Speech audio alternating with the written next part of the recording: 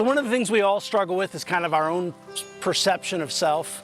And there are things that we do that kind of bring us kind of more alive and maybe give us a picture even of ourselves where we kind of get a little puffy about it. But the truth is that you and I, we are called to be smart about who we are and to acknowledge that God has made each of us with His own particular intent and purposes. And one of the things that wisdom does for us is it kind of keeps us in that place. The author of Proverbs says in chapter 12, better to be a nobody and yet have a servant than to pretend to be somebody and have no food.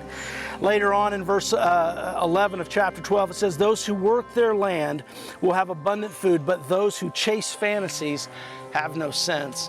And I like this passage because it reminds us that, what God is doing in each of us is important, but sometimes we can allow folly to assume we're more important than what we really are.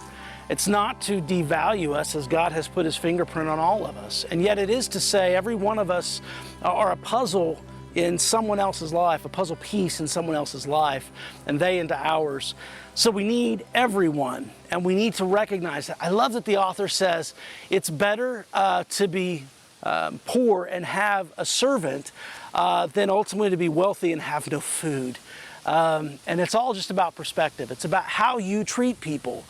And recognizing wisdom says, take good inventory of yourself and be willing to give the same freedom to other people. God bless you. Go in peace.